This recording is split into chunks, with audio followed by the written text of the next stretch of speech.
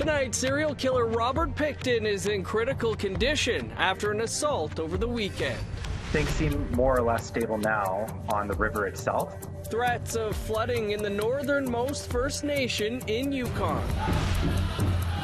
And the annual Manito Ahbee Festival wraps up another year.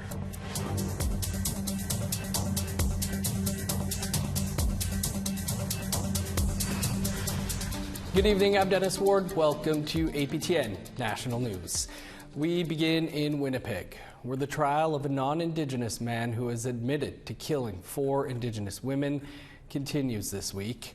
It is a case about not criminally responsible due to mental illness, like the defense claims, or an intentional racial crime.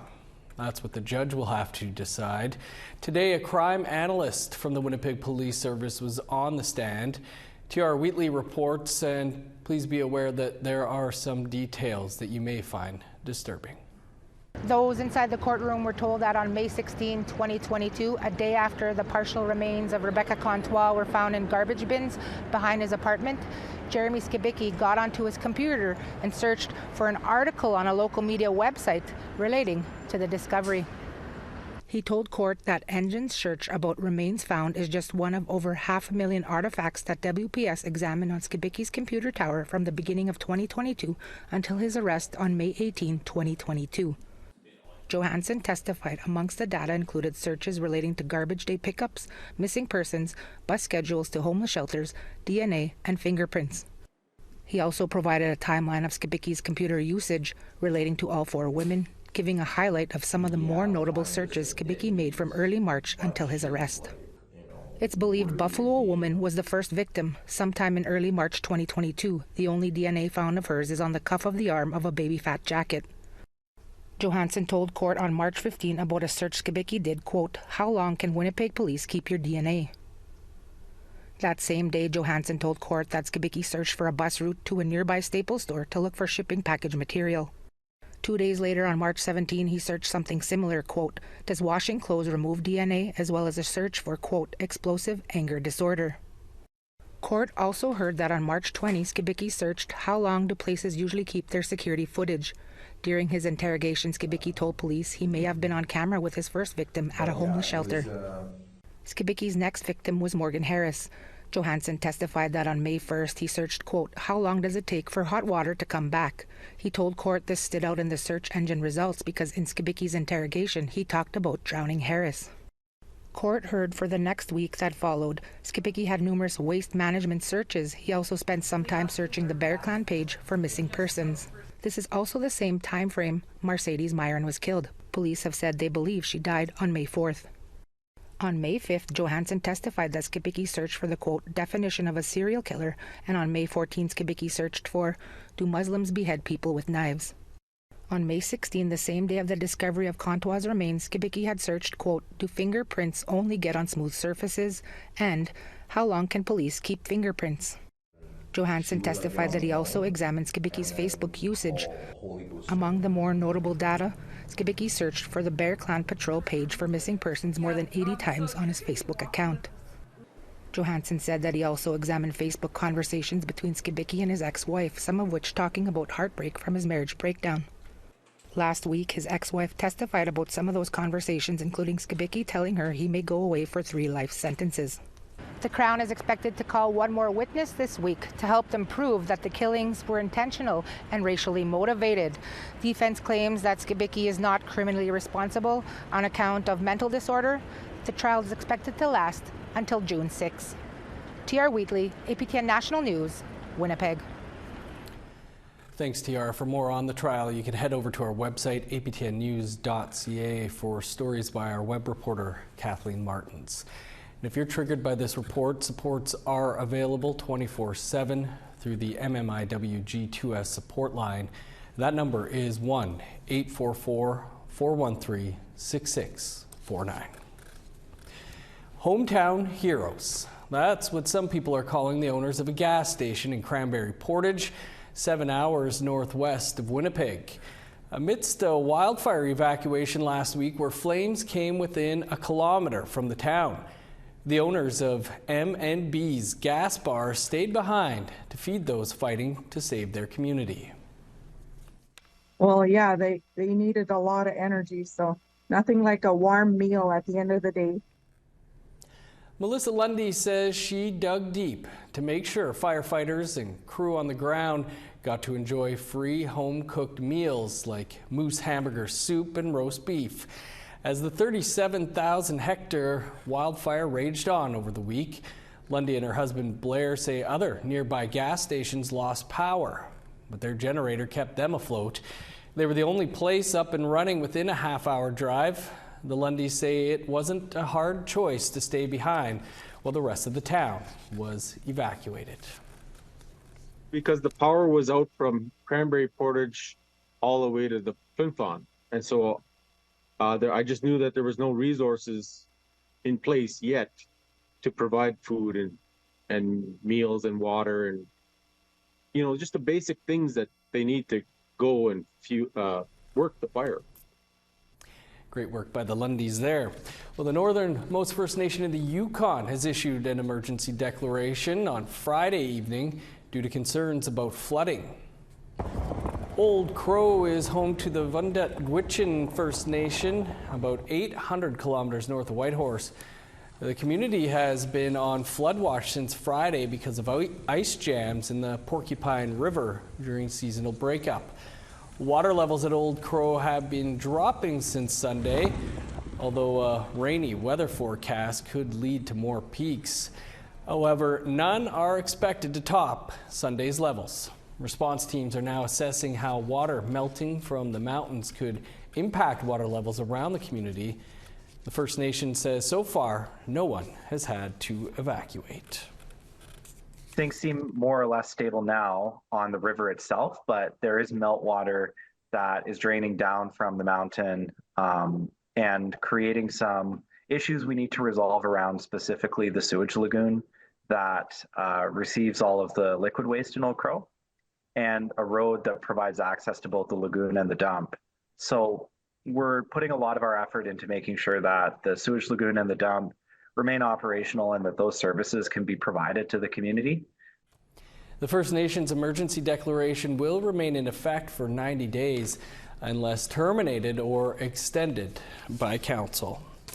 A recent report by the Auditor General of Canada found that Public Safety Canada has not worked in collaboration with Indigenous communities to ensure fair policing is adapted to their needs. Kijite Alexandra Viet-Chizo met with the Abenaki Police Force to find out what it means to them. J'aime vraiment ça. C'est vraiment un beau métier, là. Puis j'ai la chance de pouvoir travailler chez moi, ce qui n'est pas donné à tout le monde, là. Etienne Prudhomme has been a police officer for 3 years with the Abenaki Police Force in Odanak, his home community. Je trouve que ça me donne un certain avantage sur, par exemple, certains collègues qui viennent pas d'ici, où ce que je connais les gens, puis que c'est plus facile d'approche lorsque je connais leur nom, puis qu'ils connaissent le mien aussi. On n'a pas besoin de passer à travers le poste au complet, là. Eric Cloutier is the Abenaki Police Forces Director. He has worked for more than 26 years to maintain and develop the service. Bien, la motivation première, c'est d'aider leur population, de les mettre en sécurité. Puis la deuxième, c'est de voir qu'on est une organisation qui est quand même très proactive. Donc, on met beaucoup de l'avant, puis on essaie de trouver des solutions pour améliorer justement les conditions de travail de tous les policiers.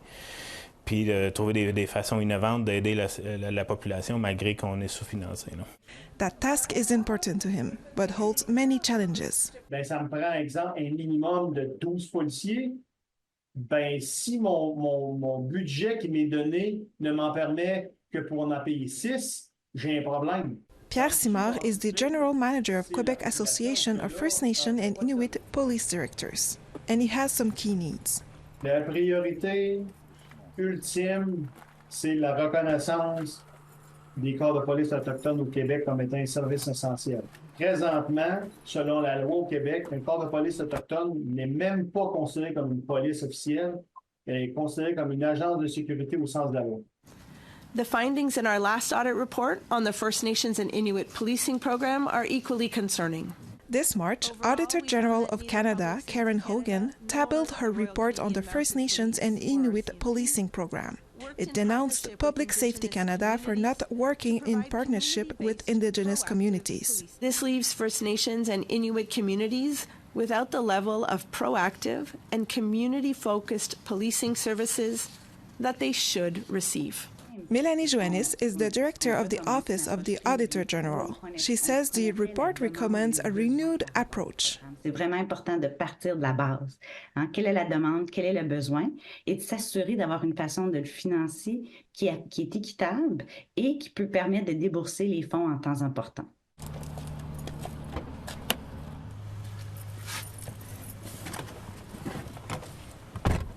Following the Auditor General's audit, Public Safety Canada accepted the report's recommendations.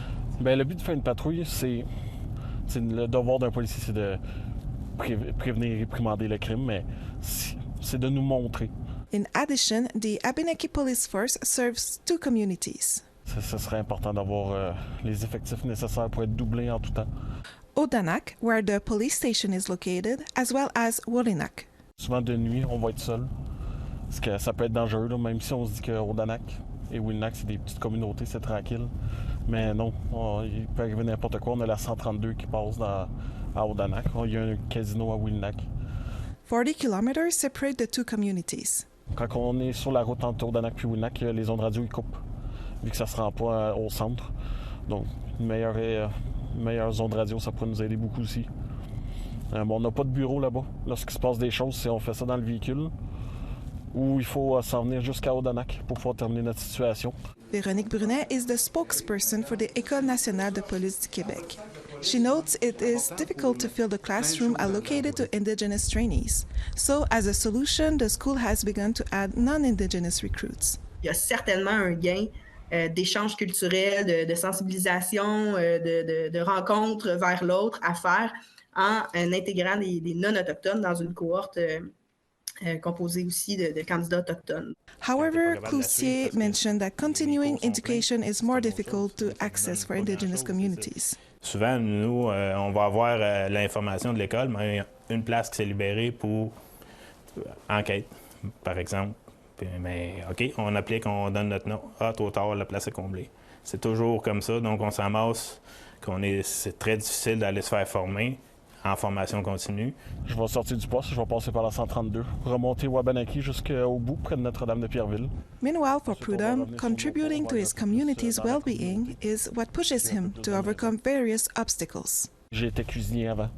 C'est un travail j'étais très satisfait, j'avais beaucoup de plaisir, mais là, je termine ma journée, je rentre chez moi, puis je me dis que j'ai fait des petites différences dans la vie de certaines personnes, puis que ces différences-là, c'est important. Kijate Alexandra Veillet-Chizo, APTN National News, Odanak. Coming up, the 19th annual Manito Ahbee Festival wrapped up on Monday. We'll bring you some of the highlights. Stick around.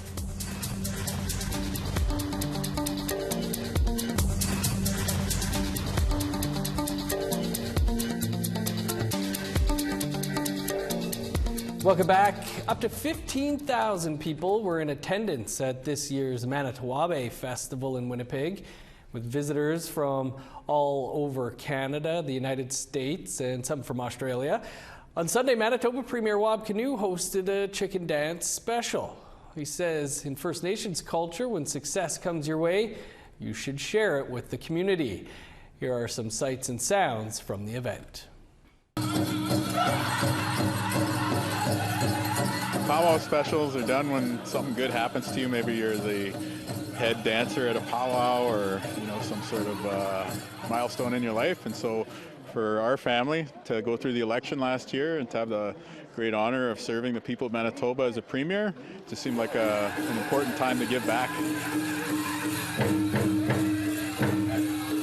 It was tons of fun. Chicken dance is like a high energy, exciting style. You saw some battling going on out there between the dancers. I grew up dancing powwow and singing, and then I'd say I got back into it maybe about 7 years ago or something like that. So it's just what we do for fun,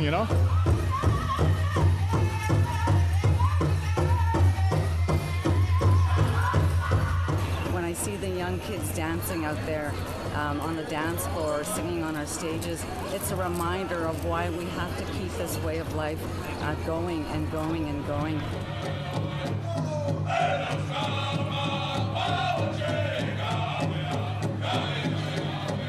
I'm really excited to be here because when I just moved to Canada and when I started my journey through learning all this Indigenous culture, Native culture, and I visited my first powwow, I always had a comment: you must visit Winnipeg, you must visit Manito Ahbee. I didn't know it's called Manito Ahbee. I always said Winnipeg powwow, and I know that it's a large community here.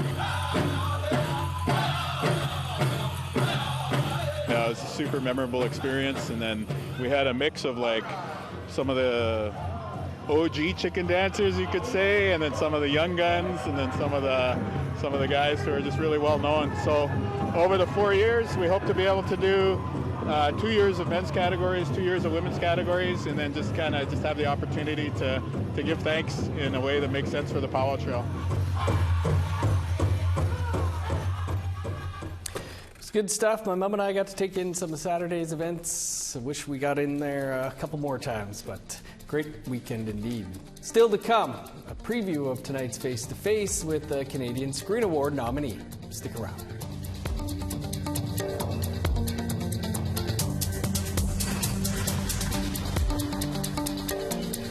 Welcome back. Time now for our photo of the day. With spring brings freshwater streams, and here we see Pepper enjoying a frolic near Toulon, Manitoba. Thanks to Cheryl McKenzie for sharing this photo. If you want to be our next photo of the day, you can send your pictures to share@aptn.ca. Now let's take a look at tomorrow's weather forecast. Starting on the East Coast, 28 in Halifax, showers, and 27 in Fredericton.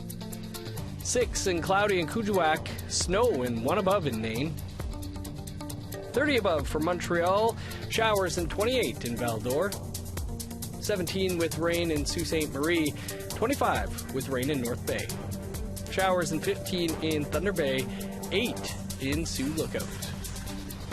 5 for God's Lake, 7 with rain in Norway House. 16 above with showers in Winnipeg, 9 and rain in Dauphin. 15 in Regina, showers and 10 in Saskatoon. 8 in Meadow Lake, 7 for La Ronge. In northern Alberta, 19 in High Level, 13 for Fort Chipewyan. 12 with showers in Edmonton and Lethbridge. 15 and rain for Vancouver and Victoria.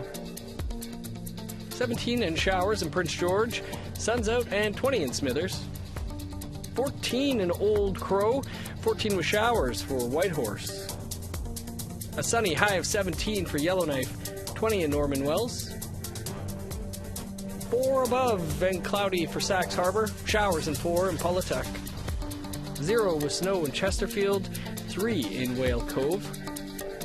-1 with snow in Resolute, +1 in Joe Haven.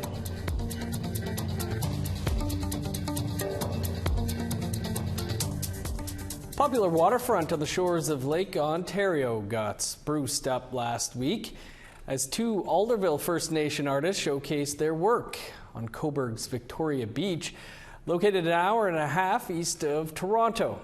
Annette Francis was at the recent unveiling. 26 banners adorn the lampposts on the waterfront from the Cobourg Marina to the east side of the boardwalk. Anishinaabe artists Corinne Smoke and Rick Beaver joined in a quick kickoff of what is being called the Wisdom Pathway before joining the crowd of supporters to share stories of their work. Smoke's work focuses on the 7 grandfather teachings. Eagle shows us love is the bird that flies. The vibrant display is a result of a collaborative effort 1 year in the making. Smoke says she's honored to have her work here in Cobourg. Well, I went to high school here, and I didn't see as much representation when I was growing up here. So I feel like the artworks are definitely inclusive and identifiable, especially to those Indigenous populations that may come to school here and are suffer from displacement. Jackie Chapman-Davis is Coburg's manager of culture. She says the idea was to brighten up the pathway. So we had the harbor banners. They've always been a traditional blue and white, but I thought a pop of color would be really cool down here. So then I got to thinking, how am I going to do that? And then I thought of working with Rick and Corinne and just all the beautiful colors and the story and all of that. The beach draws thousands of visitors every summer. So I feel like a lot of people will learn more to it and more knowledge and in a fun way, an opportunity, you know, not just reading it in a book. We can walk here and we can read about it as we walk. Beavers' works line the boardwalk of the beach. There are themes of the land, water creatures, and plants. His favorite are two pieces they created individually called All My Relations. Isn't that exactly what we're talking about here, about the importance of this particular event? These are our relations out there in the waters and in the land and in the gardens and in the sky. Those are our relations. He says the newly posted banners brings an opportunity to share First Nation culture. Smoke considers it an act of reconciliation. And hopefully they look up the artwork and the descriptions online and are more interested in getting to know us as Anishinaabe people as a community just 20 minutes north of here, more than just gas stations and dispensaries and cigarettes. According to Chapman-Davis, the banner should last about 3 years. They'll be taken down in November for the winter. Annette Francis, APTN National News, Cobourg, Ontario. The 2024 Canadian Screen Awards will be handed out next week, and the Crave APTN limited series Little Bird garnered more nominations than any other film or television series.